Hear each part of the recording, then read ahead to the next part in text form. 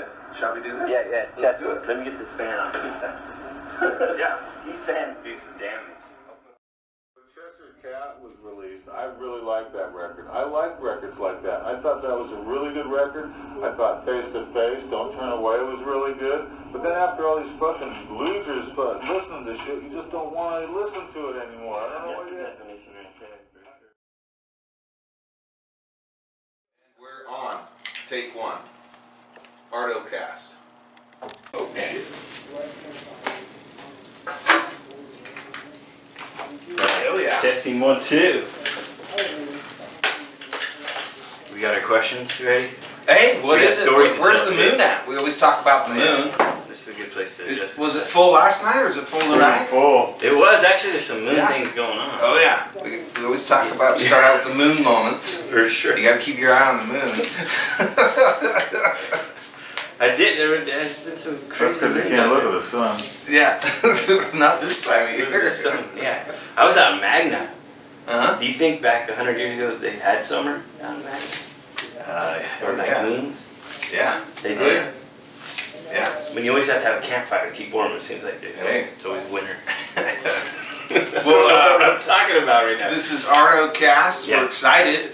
We have somebody we've long talked about here with many of our guests. We're here with Raunch Records. We're here with Brad. Yeah.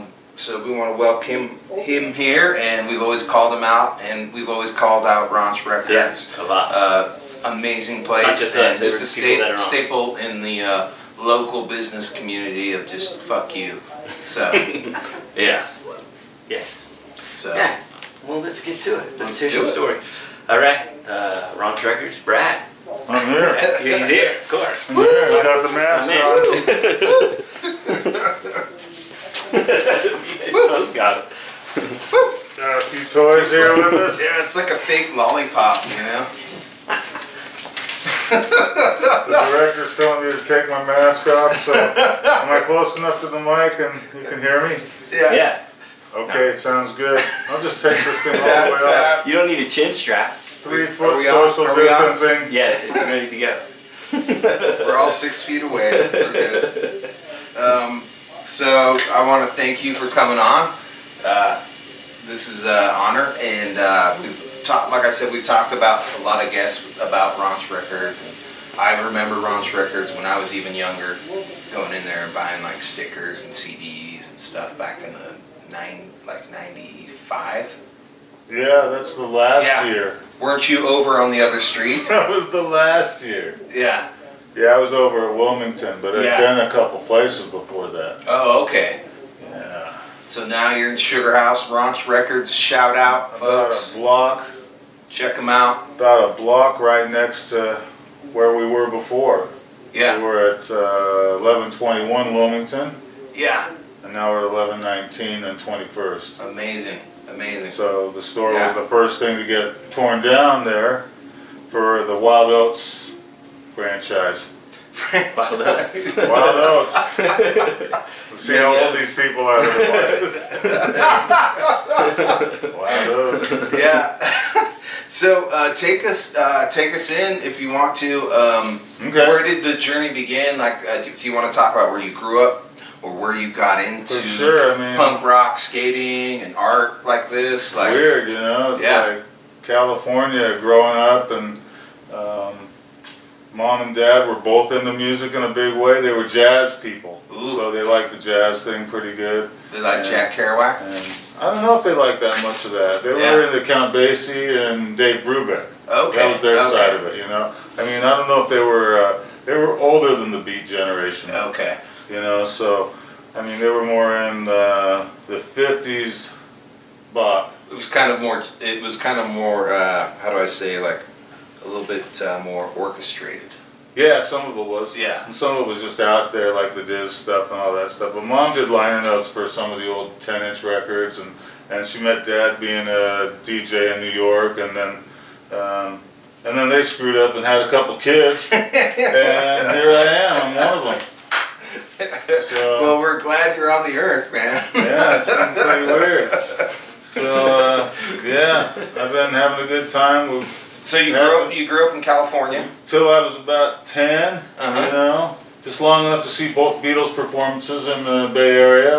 Nice. Dad got us tickets on the 4th row at the Cow Palace, and then we got tickets to the Candlestick Park show, which was their last live show. Huh. So it turned out to be cool that way, and then, you know, divorce happened, and then we were back here in Salt Lake where Mom grew up initially. Oh, okay. So there we were, you know. Yeah. So Broken hearted. you're here in Salt Tried to Lake. shit but only farted. Yeah, where'd you grow up in? But anyway, Where'd you grow up in Salt Lake? I grew up in Harvard. We were out here actually for a couple of years. I went up to William Penn, which was like up the street here, Uh-huh. and then we moved over to Harvard, and I went to East. Okay, cool. So I had good friends at East. We listened to a lot of '70s rock, and that's, you know, I graduated in '75, Heck. and so, you know. What was hot back then? What was the hottest shit? We liked all the country rock stuff, we liked all the Floyd stuff, we liked all the psychedelic stuff. The minute I took punk rock over, I lost all my friends. It was like '78. I was late. I had like a couple of records I wanted the guys to hear. I had the Gang of Four with me, and I had something else I thought that mattered. Yeah. And, you know, they were just like, oh, it might have been The Fall. It might have been The Fall, Live at the Witch Trials, and they just were going, no, we're not having this. And then I go, oh, well, okay, see ya. And then, and now I see them once in a while, you know. A couple of the guys followed me through to the store and everything, but really not many of them did. But So you graduated in 70, what did you say? 75. 75. So how did you go, what was the punk scene, what was the party scene? Because I know back then Salt Lake was so smothered. We had frat parties. I had a lot of records even back then, and I'd make up these big giant reel-to-reel tapes, and I'd take the 10-inch reel over to these parties that some of my friends would have.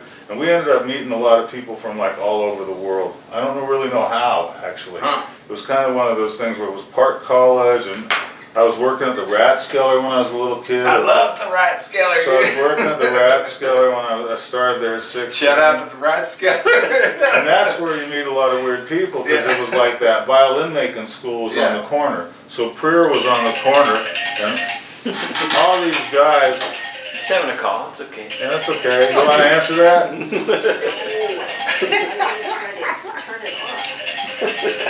So when did the punk scene, the local music punk scene, really start to hit Utah? I'm thinking like '79. Really? It kind of coincided with the radio station starting. You know, when KRCL started, it opened the doors for a lot of stuff like that. You know, so it was like. Was it like the DV8 and like the Dead Go? No, this was like nothing. Really? This was like house parties and even small ones at that, where it was just records and, you know, records and acid and house parties. Yeah. That was about it. And then after a while we got a bar, but the kids couldn't go in. So my sister was in a band called The Big Fish, and Steve-O was in that band. Steve O'Reilly, who plays in The Descendants, that was his first band. And Steve would use this big giant plastic fish as a slide, and they were playing really kind of weird stuff, and my sister was up there singing, and they actually got to play the Roxy one night, but the guy was really freaked out, and he just said, you guys got to leave the minute you play. And so, you know, but after that, he just was sitting down in the basement, and, you know, the kids were sitting down there with everybody else. But that was when the Atheists on the boards were playing. There was a band called Wooly Tidwell that was probably 78, I'm thinking, and they moved to LA. So they moved to LA to be a big band, and they ended up getting signed to Posh Boy. I think they had they had a 12-inch on Posh Boy that was like Red Cross, Willie Tidwell, and the Simple Tones, I think, and I'm not sure what else. This is your sister's band? No, this is Willie Tidwell with some other guys, some cool guys. Cool left here. They left here because they knew. They Descendants guitar player or the? That was in my sister's band. Yeah. Yeah, really? The Big Fish. Yeah. Big Fish. But, you know, Steve-O doesn't talk about that much, and he doesn't like to be called Steve-O either.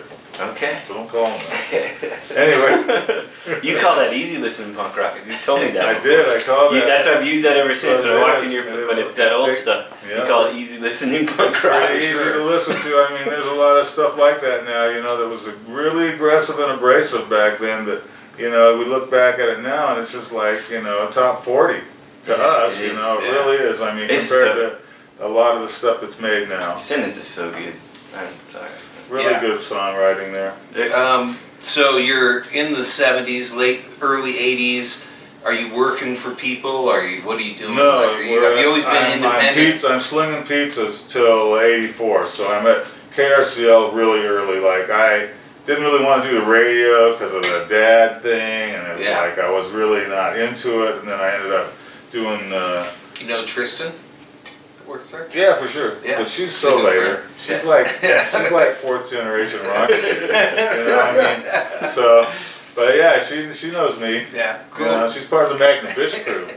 Hell yeah. I've got a mirror that the Magna Bitch crew gave me in like 1987 probably, and it's this really like scary looking Reaper with a scythe, and it's like all blood red on the back, and it was like glitter and everything, and I think they made it and then they put it in a Cypress High like folder and wrote me this big letter, and I still have it. I still have it to this day. You know, they're all signing off on it. Bernice and Emily and Hillary and Tristan was the 4 Magna Bitch crew members, and you know they were cool. That was Speedway era time. I mean, that was Speedway and the Word, and then you know those kind of things. So the scene, what does it start to come together in the mid '80s?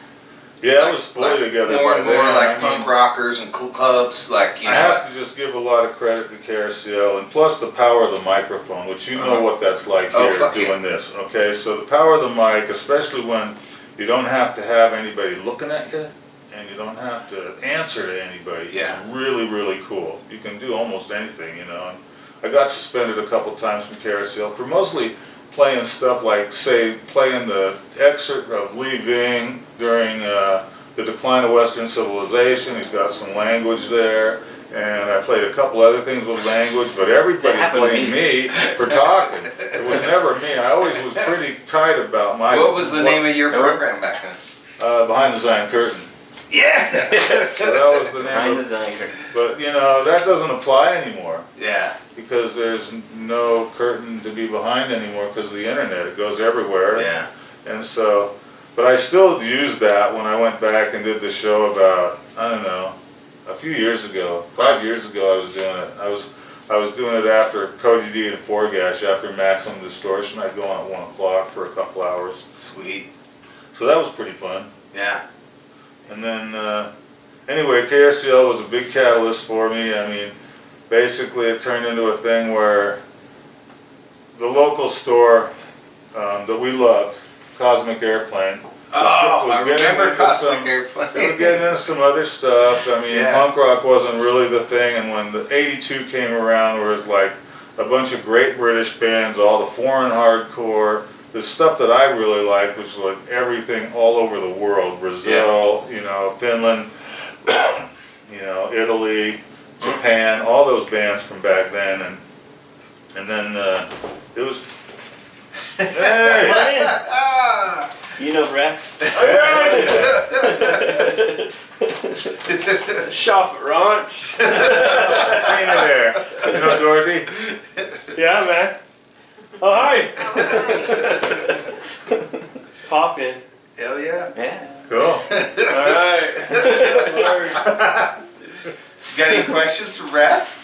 Come on. Oh, Chime in. Come on, bro. Yeah, it's all over. comment. Everyone says the same thing about going to Raunch, the old location in Sugar House. Changed my life. That's good. The magazines in there were just like, you'd never see nothing like anything in those. Yeah. Before the internet, I mean, that's where you saw everything. Yep. Modern primitive. So thank you. Come put your head in over here for just say hi. Crocs? For real? You wearing Crocs, bro? I'm gonna have everybody wearing Crocs by the end of the week.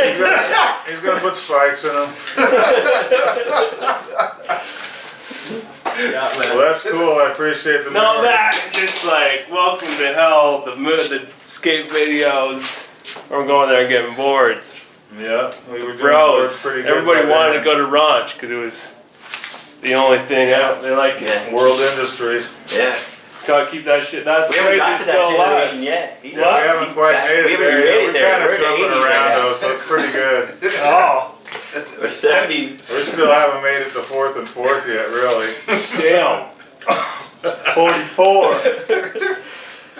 I got a pair of Alright. Crocs you could have. If you're These are size 11. Those probably comfortable. So when did you Yeah, right. Okay. establish Raunch? 84, Independence Day 84 was our first day in the shop. Shit.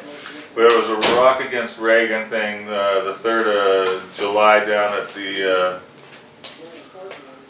Salt Lake Art Center. Okay. So there was like on the grounds there was like some speakers down below where they used to have shows and stuff on that patio Yeah. and stuff like that. And so there was some stuff there, and we were passing out our flyers because we were really amped, you know, to get this place finally. It took us a long time to put the place together. It was more like, Where was it at? it was in the Positively 4th Street building.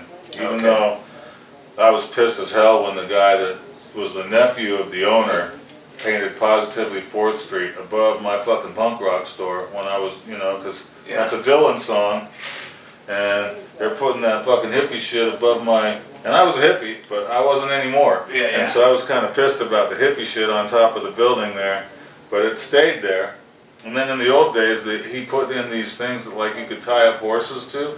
They were these kind of fences that were made out of 2x6s and big giant 4x4s that he dug into the ground. He didn't really landscape, but he just put these fences in right in front of the store and painted them black and stuff. I got pictures of it back then, you know, with the fences there Yeah. and stuff. It's really weird. And then, you know, the viaduct was there, so, you know, all the people in the park had 55-gallon drums, and they were burning stuff in the underneath the viaduct to stay warm in the winter, No shit. you know, but That's it old was school. really, That's old school shit right there. it was cool. I mean, Yeah. for me, it was an adventure for the kids, because they'd go to Bandaloops, which is a coffee shop over on 3rd South and 3rd East, which was on the corner over there, and then they'd traverse through the park if they had guts, or they'd go around the corner and down Yeah. if they didn't, you know. But you know, it was a good adventure for them. A lot of them couldn't go on the west side, you know. You just couldn't. If you told your parents you were going down to 3rd West, they'd think you were insane, Yeah. you know. In back then in our neighborhood, but. Anyway, yeah, we were lucky enough to get open. We've been doing a couple of shows. We banked some cash a little bit just because I didn't know how things worked really. So Just doing shows in the shop? no, we didn't do any shows. And I didn't do any shows anywhere besides places that I had to pay rent for, except for these few shows that happened at the SAE house, which was a fraternity up on 13th East and 2nd South. A friend of mine came here from Connecticut that loved punk rock stuff, and he was really into the radio. That was how everybody found everybody, was the radio show was the way, you know. And so Sean was here from Connecticut, and he had connections because him and his brother were already running a club in Stamford called the Anthrax. And it turned out to be a legendary place, actually. The place was totally a legendary. Stanford? Connecticut. Oh. And so Sean was out here from then. He knew the guys in Minor Threat, and they were on tour. And so Ian and those guys played up at the SAE house with no PA. The guy with the PA, his PA died on him, you know. So Ian's sitting there just trying to scream the lyrics. There's about 20 guys up in front of the stage helping him, you know. So they could hear the lyrics because everybody knew them. Yeah. So that was the first show that really, really mattered around here, really, you know.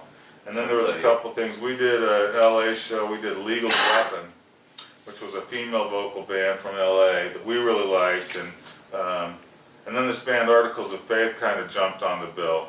John Schumann from the Massacre guys set up the Articles of Faith side of it, and Is that like that's where we made some money because is that a Mormon related like thing article? No, actually, it's a band from Chicago. Huh? And I don't know if those guys had some sort of Mormon Yeah, background. I mean, I 'cause come for from sure- an LDS background, so like Articles of Faith, I'm like, Exactly. so like the first Mormon punk band or something? No, you know, it was weird that they'd even call themselves that. In Yeah. fact, I didn't really like them until I heard them because of their name, and I didn't really hear them until I got the record, which was the day they came, you know, and then they said they were only guaranteed $50, so we gave them $50, but we had a bunch of money in our pocket. Back then, you know, we had like $300 for that show, and I didn't know what to do with it. I didn't know oh, well, you flow the band a little more money since you got some, you know. It didn't even occur to me because I grew up kind of not really rich, you know. I grew up poor, and I just thought, shit, look at all this money we made on this stupid show, you know.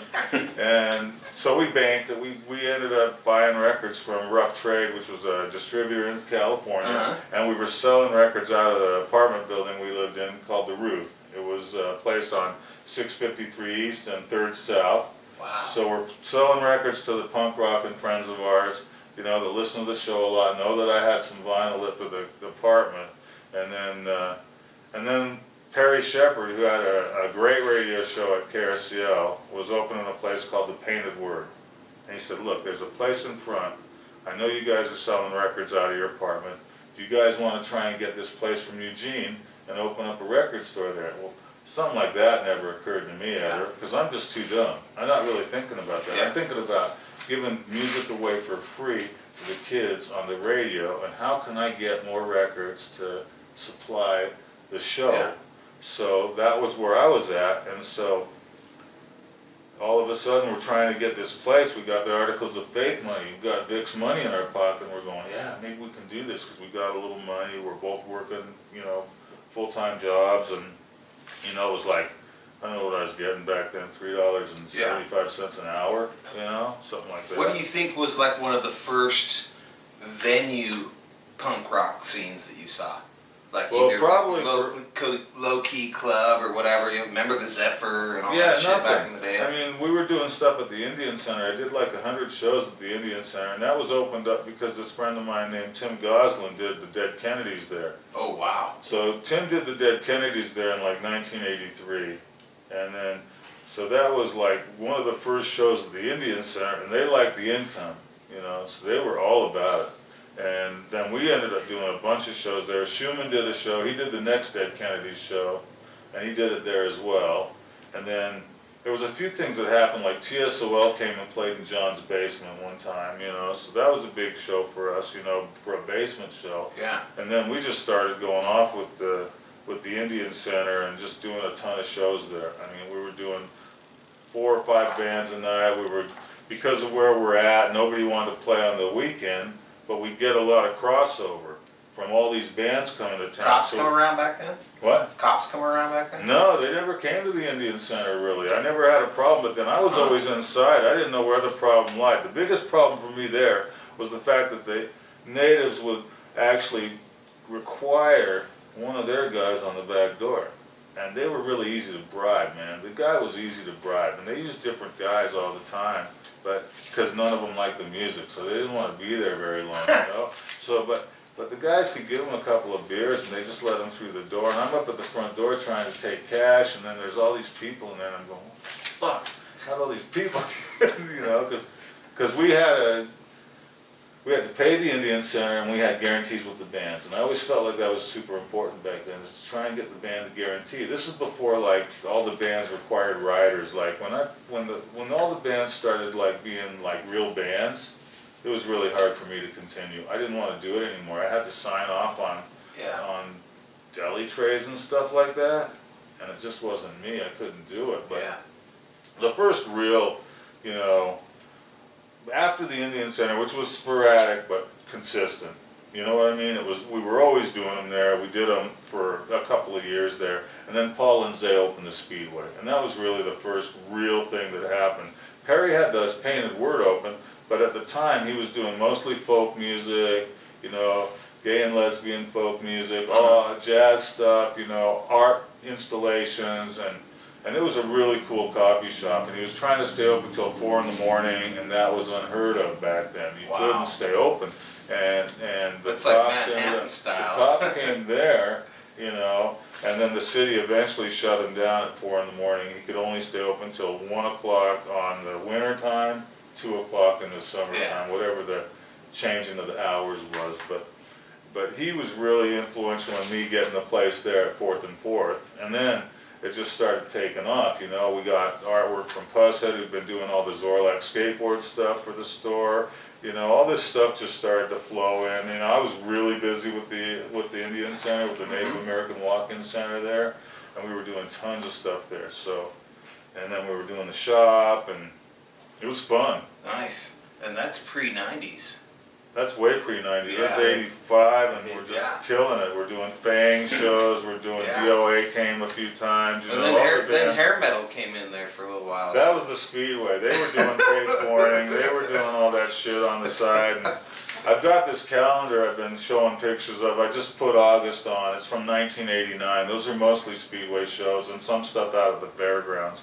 Where was the Speedway at? It was on 6th South and 5th West, I think. Huh? Under the viaduct again. Okay, There's a viaduct there too. So under the viaduct over there, and they had a really good spot, and they had bring your own beer bar in there, and that was like unheard of. Let's start another one of those. There was a weird law where you could take your beer into this place, and even though it was all ages, as long as there was a door on that and they were monitoring 21 and older, in this little room that was like the size of that, with a couple of refrigerators maybe coming out. I mean, that's really seriously, it was stupid. Huh. And I wasn't drinking back then. I've never been a real big drinker until I got this beer made for me. And I'm drinking all the Shout time. out, who do we got here? Saltfire, Saltfire. Raunch beer, Raunch Punk as beer. Fuck, The So how Brew long- of All Evil. So I want to talk a How long's little it bit been on about what I would call the heyday, the 90s, when you had your first shop in Sugar House. Well, Yeah, that's pretty good. I mean, of course everything led to that, but Yeah. and then I was down, on Main Street next to the Cafe Train. So I moved Okay. from 4th and 4th. I went to Main Street Cafe Train. I turned it into a Rasta hippie store kind of. I was really into, I was into reggae. I was into doing that. Yeah. I was taking trips to go to reggae shows then and stuff like that, and selling Who a bunch doesn't of like Grateful Dead, reggae? selling a bunch of Grateful Dead shirts, and everyone was coming in. What happened? I go, well, I had to leave. I had to leave 4th and 4th. I don't know if they kicked me out or if I just felt like it just wasn't happening.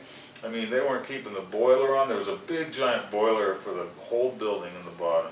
And they wouldn't keep the boiler on. I was sitting there, one of those radiators, I would straddle this fucking radiator all day long Oh, God. and trying to keep myself warm. So I had this radiator between my legs, but everybody else that came in was freezing damn cold, I mean, it was just like you could see your breath in there and shit in the winter. And so I went over to Steve Harris, and I just had the best luck, I'm next to the train, and that's the next store, and I kind of changed the format a little bit to be a little bit less punk and a little more Rasta, thinking that Cafe Train guys, who are all vegetarians, are gonna really like that. And they don't, but that's okay. Yeah. Anyway, so we're over there, and then halfway through my lease on that, Cafe Train wants my spot because they're really busy. Yeah. They want to enhance the restaurant. They want to grow it.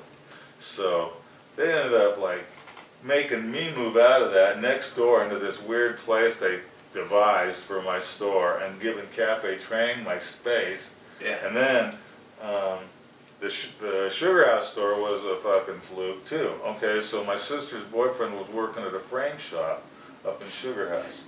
It was right next to where the store was. On 11th East, there was this frame shop there. Dan was working there, and there was a computer guy in that place. Yeah. And so Dan's going, the computer guy's probably leaving. You can probably get this spot. And every time we try and get a spot, it's like 3 months. It's like 3 months. You're sitting there and you need to move. You're trying to get out. It's like 3 months away. And you don't even know if you're getting it because the guy's just not going. He's just kind of sitting on it. He doesn't have to really move. He doesn't care what happens because he's going out of business really. So eventually we get the space and that turns into something pretty cool. You're talking about a lot of stuff like, say, I go and I'm selling Offspring tickets for the Smash tour. So I get to the store at 10 in the morning and there's like 200 fucking people in front of the shop with their parents. To buy tickets for this show. We don't get a lot of parents in the store. Even Dorothy wouldn't come in the store back then. She'd go down to Wizards and Dreams. Wizards and Dreams! I forgot about Wizards and Dreams. Or no, maybe it was Persian Peacock. It was Persian Peacock that was next to me. Wizards and Persian damn Dreams. Peacock. That's And classic. Dorothy'd go down there and walk past my store. Anyway, that's okay. But that was happening. Well, I just remember, I remember it being like a place to go. Like I know a lot of skaters, but I've never been a skater, but I was a snowboarder, and like just a lot of fringe skaters, snowboarders, even artists, and you had like some of the early like skate clothing there and stuff like that, you know. And so, I mean, it was just like a hub back. Like it was kind of like Salty Peaks and Milo era. Well, like when they popped up, like Raunch, you kind of popped up too, you know. Milo opened in '84 as well. Yeah. And they've never moved from that spot. No. So they were lucky. They never had to move. But Yeah. yeah, I mean, that Wilmington store just went off. I mean, there was all these factors. There was straight edge music. Of course. So all the super hard straight edge Judge and Gorilla Biscuits, Youth of Today, all that stuff was happening then. And then skateboarding was taking a turn. It was World Industries. It was Toy Machine Foundation. Alien was really big for us then. Yeah. But then we were still doing stuff like the New Deal, and we did all those fucking pants, those big fucking pants. You know, Gouge, we were doing Tribal, we were doing Fuck. Wasn't there a Third Base? Third Base or Fucked? Third Rail, we were doing Third Rail. But and Fucked? we were doing Fucked. Yeah. And we were doing all that stuff back then. I did Fucked when we got back to this store. Oh, okay. I did That's like still a around? few things, but you know, he just wasn't making that much stuff, and the stuff was kind of generic, really. He wasn't really totally into it, I don't think. Yeah. He was doing it for Japanese, you know. But yeah, that was a massive store. We were really having a good time there. Yeah. I had a full staff. And everything.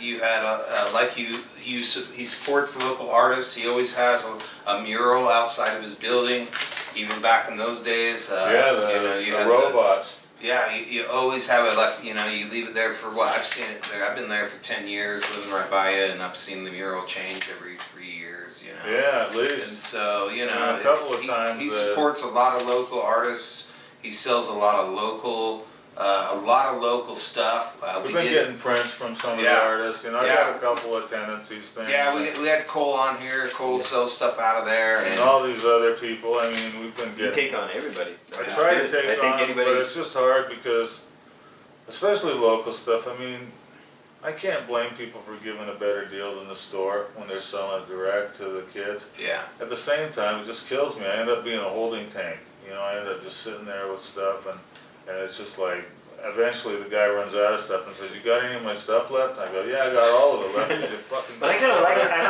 You know what I like that? I like how something just sits there and you're like, "Wow, look what I just found." Yeah. From some local band that sat here for 10 years. Oh yeah, it's funny. That's what I like There's about a it. bunch I of like stuff there like that. I mean, yeah. I don't But- know. Yeah. Don't tell that to Dorothy. She'll get mad at me for wasting money. It's just sitting there, Dorothy. Oh. Sitting there for people that need to come see it, you know. So you're over there on. I want that color now. Give me that color. This one? Yeah, that other one. The thing. I'm tired of this. The yo-yo. color one. My man's yo-yo. There you go. 2 colors. So you're over there at the old shop back in the 90s. Where did you go when you left there? Up by Salty and Milo, we went up to a place, and that's a weird story, but I don't even want to tell you that story Yeah. because it's so stupid. So But that was the Kingstons. They owned that whole thing up there, okay? The polygamists, they owned that whole fucking thing. The Kingstons came after me, and I had a little problem with, like, being stupid. And so I had some bills to pay when I'm up there, and I took it up there, and nobody followed me. I mean, I couldn't get anybody in the store, not even, you know, Milo or Salty guys were coming in, and then I put the store together, like, with no money, and I didn't, I think I was done already. I mean, Where I was don't it know. at? In It was in the area? 2919, I think, east and 33rd south, right up by that Alberto's that was there, and right below where, what was in there? I'm almost thinking that something was in there, another sporting place was in there where, what's that place called? That place that's got all those Mexican, Rio? Is Rio up there now? Yeah, yeah. Something like that, Yeah, right there, yeah. right next to Okay. Big Apple Pizza or Yeah, whatever, yeah. turned into Spaghetti's. Yep, Okay, yep, so yeah. we were up there, and it just didn't really work for us because we were like not mobile store guys. We were like all foot guys and public transit, stuff Yeah. like that. that's why it happened a lot. And then maybe, like I said, I just wasn't into it because I had all these bills to pay. I had people on my case for money, and I just didn't want to deal anymore. Could you do any shows there or not? No, I did one show there. I did a band called Discount that was actually pretty good. Female vocals, but I can't remember where they're from. And I did them in the store, but really I wasn't into doing shows in the store. Wilmington was our 21st South store was the first show. And we could have done tons of shows at Wilmington because there was that whole back room back there. We could have done everything there. And I just didn't really think about it, but I'm sure the cops would have come to that location. I don't know if they did anything at Confetti's, you know. I mean, Confetti's was up the street, and That was I don't old know. school club. I'm telling you, you know, that shit, I wasn't going near that place. I mean, I wasn't gothic. That was like the goth. Yeah, I wasn't club. gothic. I mean, I was wearing big pants. And I wish I still had them all. Yeah. Were you wearing Jankos? And we got broken into 3 times in that store. Oh, really? Yeah. This is the one on 33? No, this is the one up on Wilmington. Wilmington. Yeah, they came through the where there used to be a swamp cooler, so I had to put bars up there. I had to put bars everywhere. Every time I, that's why when I went over to 21st, I just barred up the whole thing. I put like metal over every stupid That's a window. sweet spot, though. It's a sweet spot. I can't it's believe one we of the still old got it. school. It's one of the old school sugar house feeling spots. It's the only one left. Yeah, it really is. I mean, folks, if you don't remember Sugar House, Utah, back in the days, Raunch is one of the last old school feeling spots of what Sugar House used to be.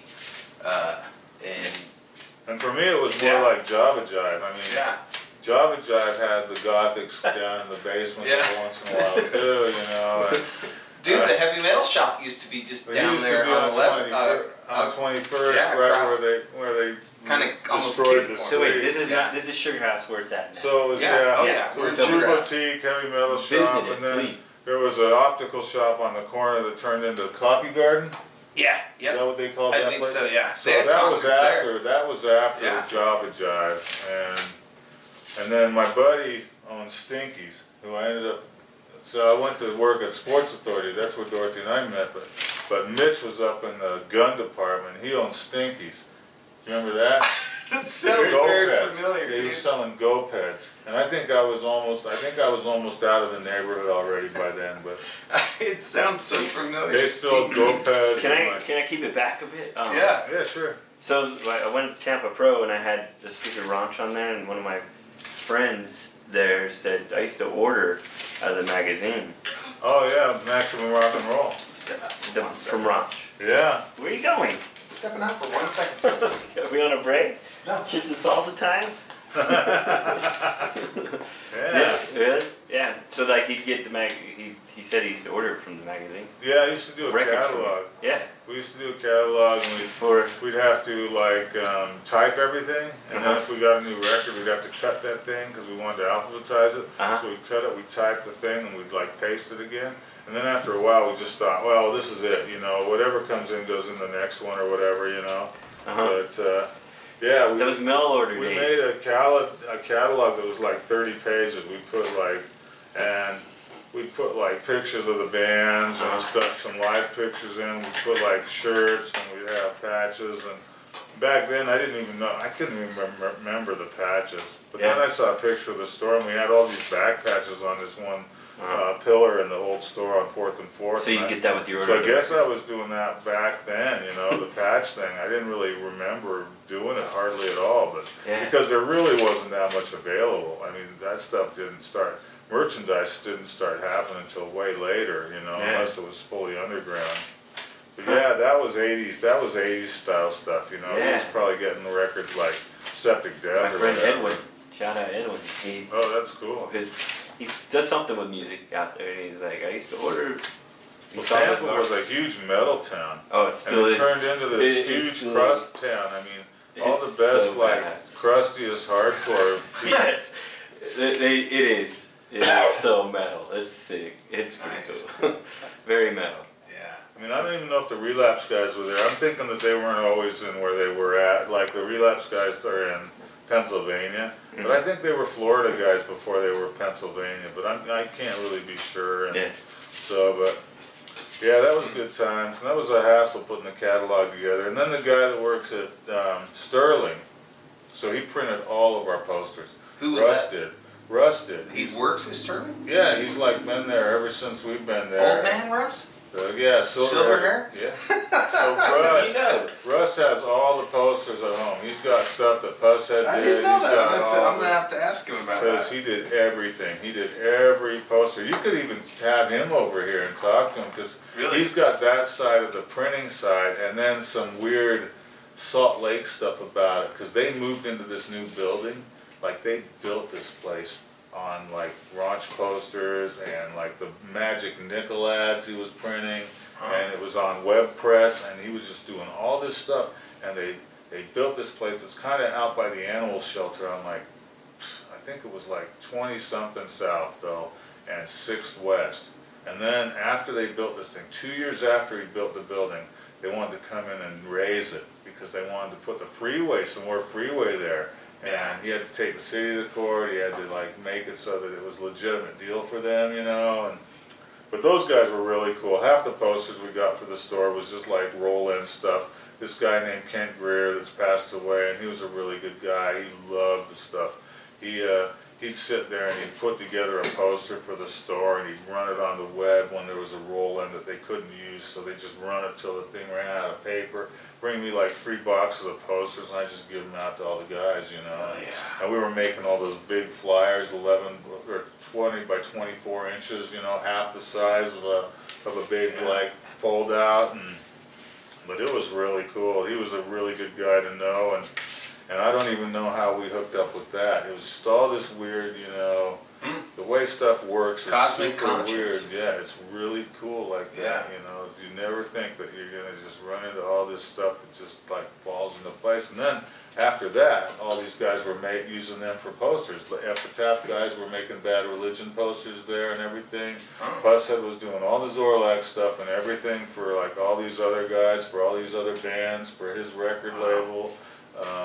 And then I don't know where it went to from then. Stormy probably had him doing, I mean, Epitaph probably did stuff with him as long as they could, you know. That's the one to get, like, the Zorlac stuff and all, it all comes from That's all Pushead. weird, yeah, that's all Pushead. That's Boise. I mean, Boise, Pushead thought it was great we were doing something.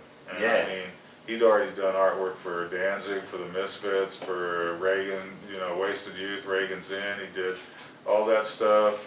Is he still alive? Yeah, I think so. Is he still doing artwork?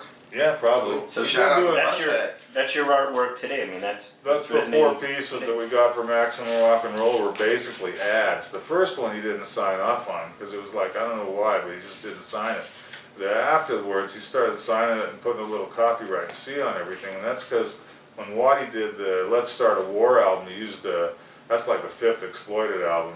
He did like a Pushead cover, and he took this Pushead skull that I don't think Pushead had used at all, and he might even send it to him because the Exploited logo's probably Pushead lettering too. But there was a time when he might have just I don't know, trying to think of the word. He just used it and then cut the Pushead copyright thing out of it, and then Puss got really pissed and just like was like saying that everything he owns, so he still owns my artwork basically. I mean, basically I've never had the hard copy of any of those drawings. They all went to Maximum Rock and Roll. The Shattered Glass had send $1 for catalog and told what we did on this side of it, and then it had the address of the store on this side of it. And then the big circle with the skull had a bunch of stuff that we were selling that day. It was the back cover for one of the Maximum Rock and Rolls. So Maximum Rock and Roll is where Pushead. Well, he was in Boise. In Boise, he was doing all that fucking artwork out of Boise. Gotcha. You know, and then he went to work, and he was doing Zorlac there. And then he went to Maximum Rock and Roll and did like a top 10, and then he was doing the Puss Zone and Maximum Rock and Roll, and then he was doing the some record reviews in Thrasher. Back of Thrasher, there was some record reviews. Maybe that was the Puss Zone. Yeah. When they saw the sticker, my friend Edwin as well said, that's Zorlac, this artist. Yeah. Did you ever get any business through the early Slug publications with JR? Yeah, I mean, we did a bunch of covers. We did a bunch of back Yeah. covers, and you know, we did. We gotta get JR on here, by the way, too. We should be JR. Yeah. Yeah, Yeah. he'd be Okay. great. Yeah. But we did all those back covers, and it would be like, and I'm not very good. I just like that. Sometimes I'd have an idea and I'd work on it, and then he'd do all the layout work for it. Really. But it'd be like 2 days before printing. You go, hey, I need your ad. I go, I don't know what to do. I can't think of it. I'm too busy. I don't care. That's the old school punk way, though. You know. I mean, a lot of the old shit was just photocopied. Like he wasn't that way though. Yeah. He was Dinosaur Bones. Remember, he wasn't punk rock. He was Dinosaur Bones. Okay. And I don't feel like they were really that. They were more alternative, and alternatives had like way more discipline than punks ever did. So I was sitting there 2 days before. I've got this one that I was just looking at. It's got the original logo on it, and then it just like, I can't remember what it says. It doesn't say shit. It's this big giant piece of paper, like this fucking big, with just the logo like this big in the middle of it. I said, just put that on there. I don't give a shit, this logo. Yeah. And so, but, you know, that was... Slugs become quite a different thing these days. Oh, Gianni took it over. Yeah. It changed when Gianni took it over. It's cool, but I remember the old school days where it was almost just a zine. It was. It was. And I've been looking at all my zines. I put one in on the Instagram a while ago, put it cover to cover on there, you know, and just like trying to do that. And I've got a lot of old ads I've been doing and putting them on there and stuff, just like the first ad, the first flyer we did. There's a couple other zines I want to do front to back, like Zion Noise and some stuff like that. And so we'll do that as time goes on. Me and Tully have been doing some zines and writing and stuff That's like cool. that. That's so popular, you know. I mean, there's Zine Fest and everything it's not like now. you're not going to make $1 million, but I mean, if you stay away from the crack, I see this torch over here. You can stay away from the crack. You can get some more shit done. Yeah, you get more done if you're not smoking that crack.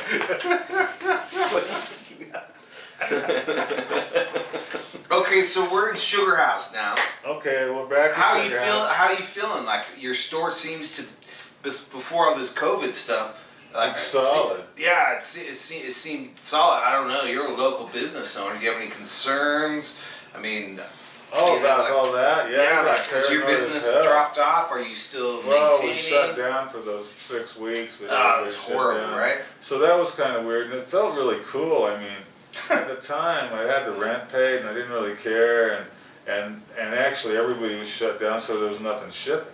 Yeah. So now it's a big old clusterfuck because all the spring stuff shipping now. And I'm trying to scramble to actually receive the boxes, you know, and so.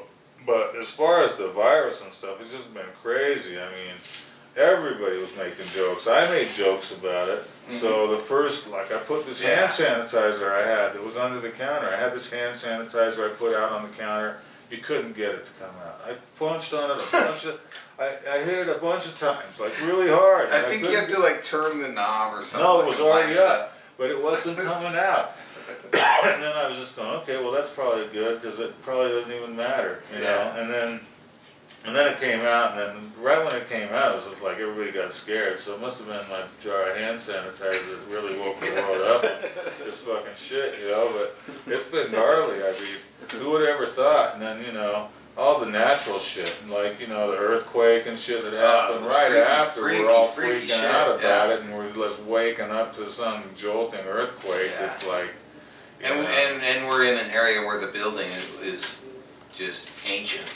Well, and it's Magna though. Magna's had lots of old buildings out there, and it's probably because of the fucking cobber pits the reason we're getting the damn earthquake, you know? They're digging too deep. They're digging it all the time. They're digging too damn deep. Stop digging deep, you greedy bastards. All the virus came through the cobber pit from China. I know. Dig a hole in China was the old saying in the 80s? Yeah. That's probably what they did. Can you dig a hole in China?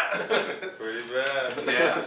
So I have a question because I remember when I first moved in, I lived right by your place. I remember all the concerts you used to have, and I would just kind of come out and chill out, just kind of observe everybody. And it was an awesome time. A lot of young kids, a lot of young up and coming, just a bunch of punk skater kids. Well, we did such hardcore shows there. Yeah. I mean, it was just stupid. What happened? And I remember cops coming. Who shut that down? And why did it get shut down?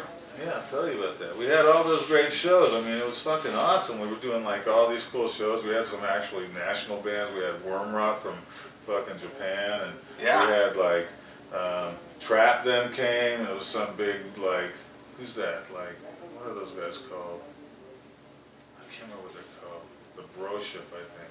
So it was a big Broship like concert. You know, all these guys came out. It was like 150 people. There was like 60 in the store and like 80 out in the parking lot. That was awesome. But it was like the show that got closed down was we were doing something that was super heavy. I can't remember who the band was. They were really good though. And then we had we had the Invaders playing, which is Phil's band, and they're super heavy, slow, you know. And all these guys, they don't give a fuck about how big your place is. You're gonna have a show in here with a band like that. They're gonna bring in a 20-inch fucking bass drum, and they're gonna bring in a fucking Marshall stack for the two guitars. They're both gonna have their Marshalls over there, and the guy's gonna have his like orange or something for his bass or some bullshit. And they're gonna have like this big old backline in your shitty little place, and you're looking at them going, "Are you fucking kidding me?" You know? We'd invite metal bands to the coffee shop. The same thing. It just didn't fucking matter. They're gonna bring the big shit in. I'm sitting there and I'd leave both doors open. You probably could have broken the building down. The first time I ever did that, I left both doors open because I forgot. And that thing was traveling all the way over to like the theaters or something, and all the way past the coffee shop. And I don't know if the coffee shop called Debbie or not. I'm blaming the coffee shop. They don't like no punk rock at the coffee shop. They're not into it at all. Yeah. So it's like, I kind of could blame them. I could blame the landlords for letting the cops rolling in and then follow them in there to let me know that shows weren't cool anymore. Because I didn't really have to ask her anymore if she's going to let the cops roll through it first before she even comes over and says, "Hey, you think you could turn it down a little bit?" Those shows though, they weren't like going on until 2 in the morning. It was No, you I ended tried to at like get 10 out at o'clock. 10 o'clock Like, because come on. of the apartments and because of, you know, because I didn't really want to be, you know, a nuisance in public or whatever, you know. 10 o'clock is not late by any means. No. It's not against Yeah. the rules, past 10. Yeah. Past 10's against I mean, something like that. Yeah, that's just ridiculous. I just miss those days because I live right up there. I just open up my window. But it seemed more listen to the music, yeah, watch we business like area, kids, more kids running industrial area. around, skating. You know, It the was pretty bands. fun though. Yeah, I mean, we had some really good bands, and then we had some bands that just nobody cared about, and we just kept doing shows, you know, because it's hard to say no. Once they know that you're doing shows, everybody on earth calls you because nobody cares anymore. They could have like 20 records out. Like we had this band on Alternative Tentacles come play on a Sunday afternoon. A band called Dash Rip Rock. They're totally good. The guy was a guitar player like, I don't know, like all those guitar players that can play every kind of music. So they'll play like one song that sounds country, and then they'll play like some thrashy thing, and then they'll play some weird shit or whatever, you know, and it's all killer, right? yeah. And that guy that band knew somebody, so she came down. Dorothy didn't come down that time. I'm sitting there with this girl, Dash Rip Rock, and that's it. There's like 5 of us in the store, and they decide they're playing an hour and a half because they just want to practice. Now, personally, I liked them. I ended up really liking them. They were good, but I really didn't want to hang out, you know, and because there was nobody there, you know. Yeah. And then it's like another time we had this band, and a lot of people showed up, and this band called, I think they were called Egg or something like that. Yeah.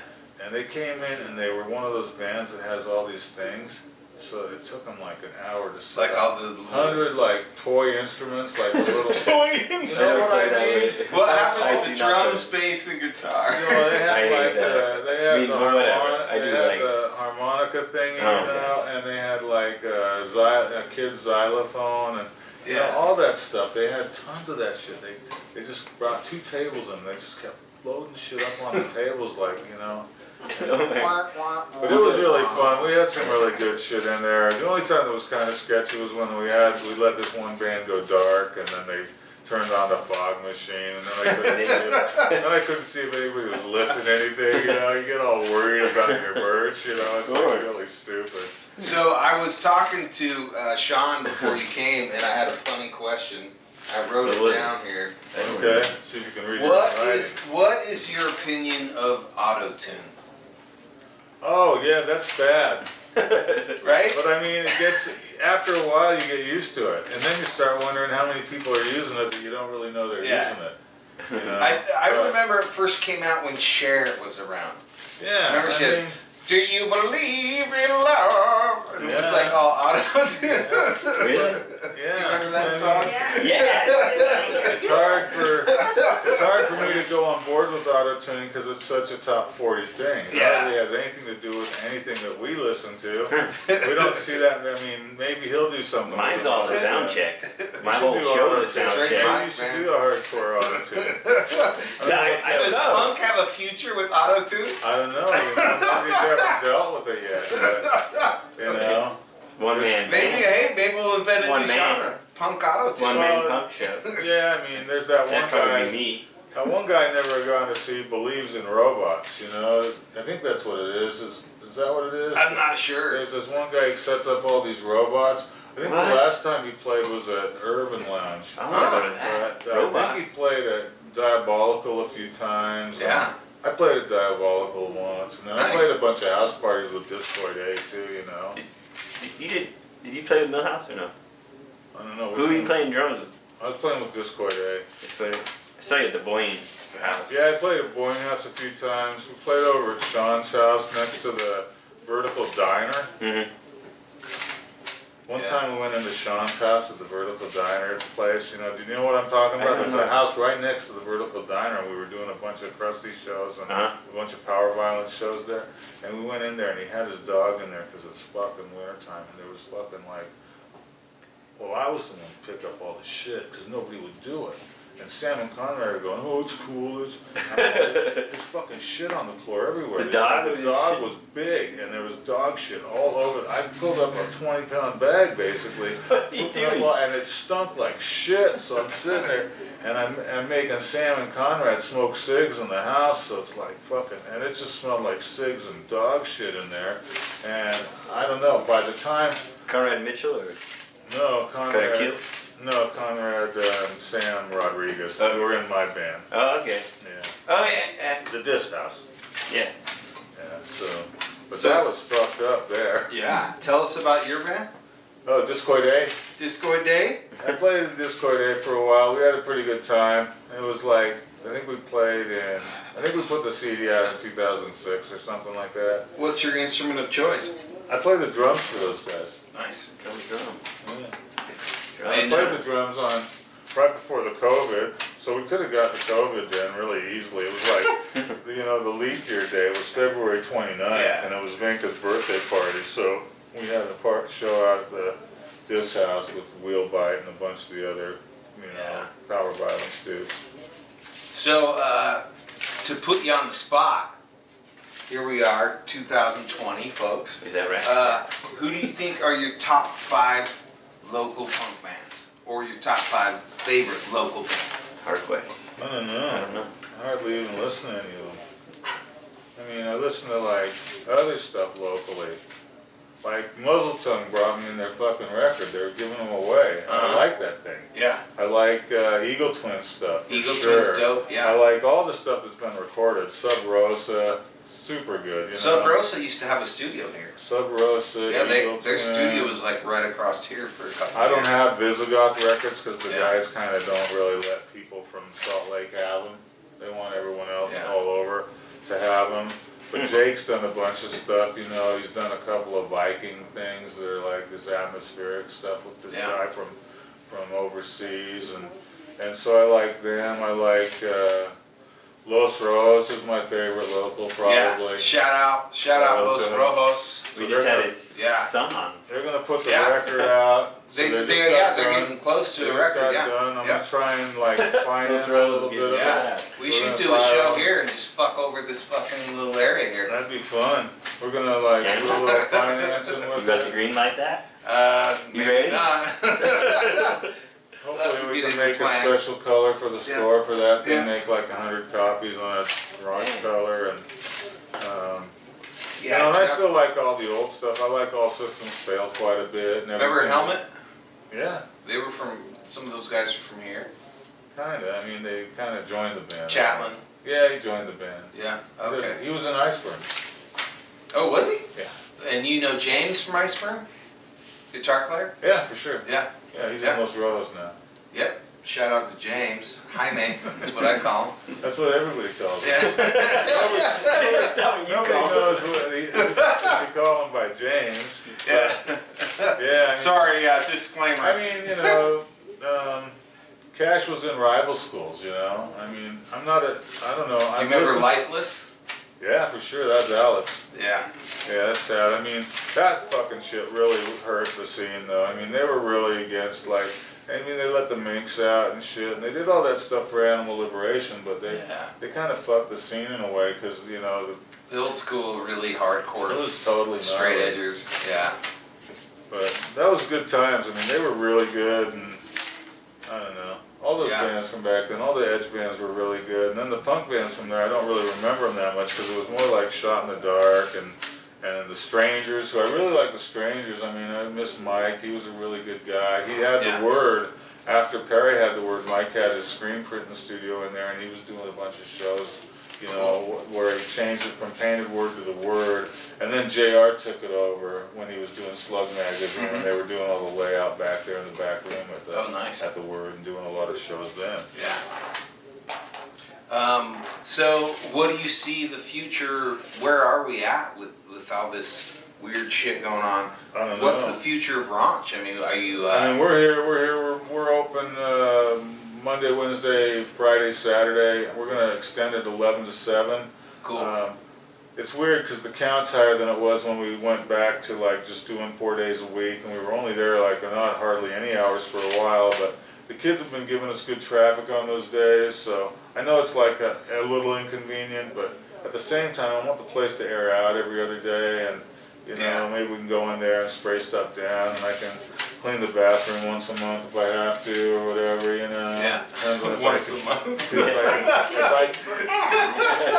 I can pee straight up, I don't have to clean the bathroom. Yeah. But if I don't, then I gotta go in there and clean the bathroom once in a Well, while. I know everybody wants it open. I just was Yeah. hearing that at this. Well, I don't want to take up too much of your time. I Let's mean, be more.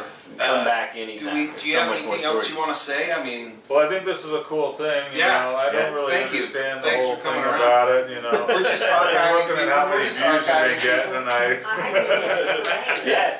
Yeah. I mean, We're just you know? letting it out. but it's pretty cool. Yeah, if you have Rojos playing here, let me know. Yeah, for sure. I've tried, man. But we're just They archiving can set up right there. They local, It's just yeah, fine. local legends. And Yeah. does anybody have any questions? Or tell How about do the you have any salt? que- Shoot them straight to the heart. You have a question for them? How come you reopened? Oh, how come I reopened? Well, we had the opportunity, and it seemed like the time was right. 2009 was a good time. We missed the decade between 2000 and 2009, and we missed like the late 90s, which, you know, but I think that really when we came back was the start of vinyl happening again in a big way, even if it is like the Doors albums or whatever. Yeah. But the punks kept the vinyl places open. I mean, everybody that listens to big records should really be thankful that the punks kept places like United Pressing open so that they can still make records in the U.S. because really, I mean, I think that nobody was pressing records but the hardcore guys from 95 till 2009. I don't think hardly anybody was doing records then. And so that was pretty cool. And then just the fact that all the old guys are just feeling their mortality so bad that they're all opening up their old shit again. And I'm not talking about me. I'm talking about like all the skaters. I mean, all the skate guys, all the musicians have come back since 2009.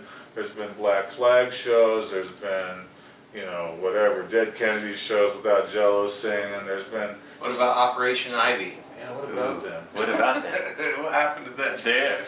I don't know what happened. You're going down another rabbit hole. Yeah. Did one of them They're go to not Rancid? come back. I think Rancid's still playing. There's a lot of rumors of that operator. Yeah. Do they come from you? No. No. Okay. But Stormy was going They've out only done with, one album, Operation Ivy, and it's Stormy just- was going out with the Rancid guy for quite a long time. Yeah. What do you think about Blink 182?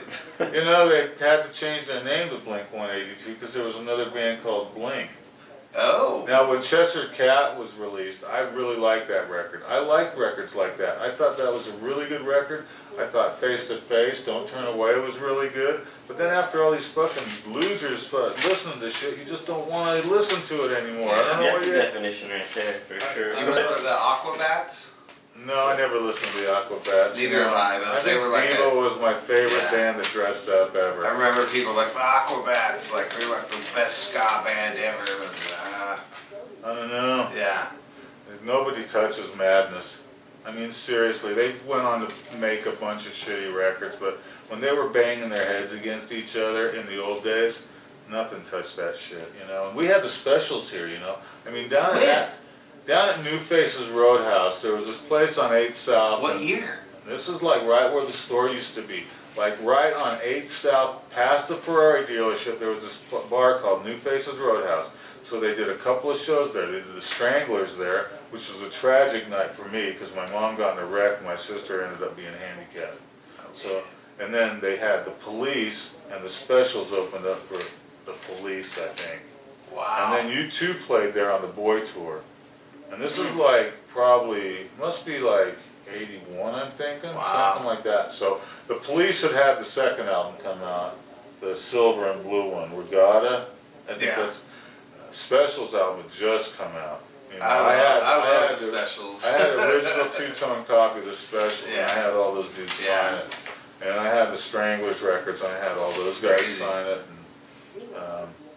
And the U2 record, I had this U2 record. So Boy came out in the UK, and it was just a picture of the boy. There was no lettering on it or Yeah. anything like that. So I had those guys sign off on that thing, and that was cool because they just signed off on it. And they go, "Where'd you get this?"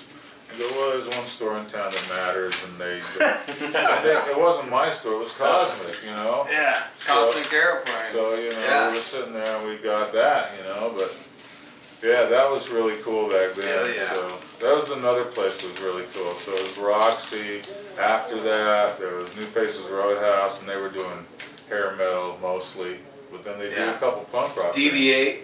DV8 was big, but I wasn't a drinker, so I never went to DV8. And then they Yeah. had the place below DV8 that all the straight edge guys, Lifeless and those guys, were always playing down there in the basement Okay. somewhere, wherever that was. You know, the basement of DV8, I think is what they called it. But I went to a couple things at DV8, you know. Yeah.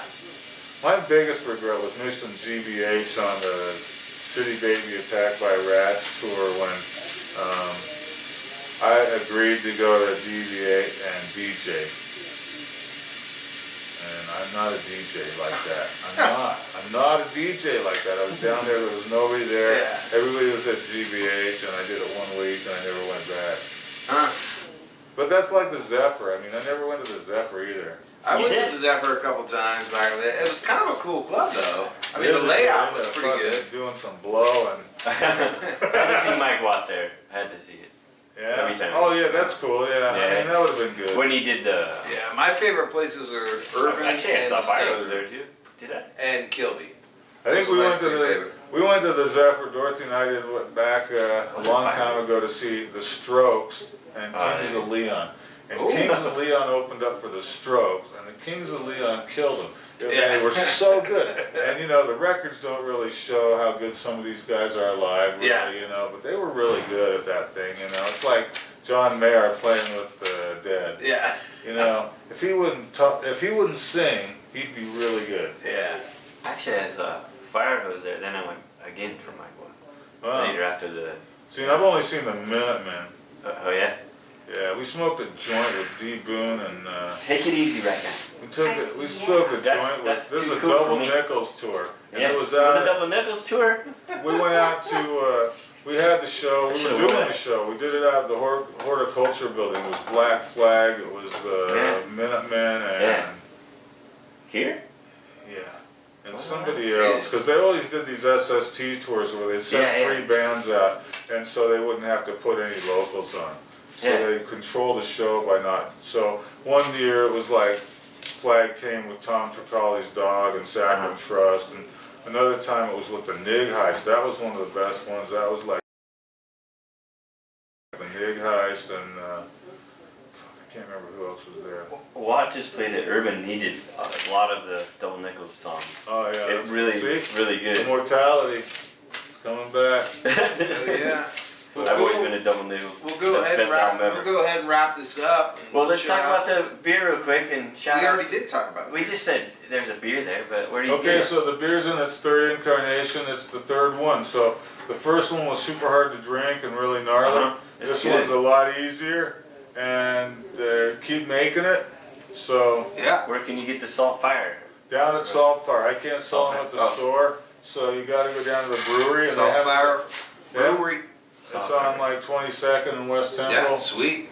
and I mean They're good. they're good. People Yeah. like Yeah. them. They're $6.66 a can. You get a lot of alcohol for no money. Yeah. All right. So if you can handle the triple IPA, which I everybody don't know. does, I don't like that. I'm a triple- lightweight, so I don't like that triple IPA. You don't like maybe one on a long hike or something like that. You It's know? good. I have one. Well, cool. Thanks for coming Yeah. out. No, this and is truly we want to thankful. thank Raunch Records. We want to Yeah. thank Brad. And there's We want no. to thank also Skate Patches, Sean, Oh, yeah. and Dorothy. Dorothy. Yeah. Thanks for coming out. Yeah. but Studio number 2. Check it out. Studio number We'll 2. have him up. And there's no website, Couple- people. You yeah. have to walk in the store Yeah. and get For yourself. Yeah. us? Yeah. And Well, be you can look careful. on Instagram. I Of put course. a lot of the shit on Okay. Instagram. Nice. But you Yeah. gotta get in it. Yeah. You're in the area, get there. Hell yeah. Check it out. Backdoor only, fuckers. Back door only. You should keep the front locked. That's I it. am. Good luck, Keith. We got these thunderstack sticks you can hang out. Go around and pretend like you have something in your garden. A squirrel or something. Alright. You done yet?